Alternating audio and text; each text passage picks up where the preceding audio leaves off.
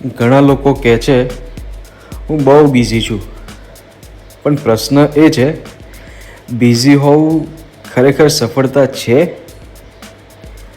જો તમે આખો દિવસ કામ કરો પણ મન જ શાંત ન હોય તો, પરિવાર માટે સમય ન હોય, આરોગ્ય બગડતું જાય અને રાત્રે સૂતા વખતે પણ તણાવ રહે, તો એ સફળતા નથી, એ તો નિષ્ફળતા છે.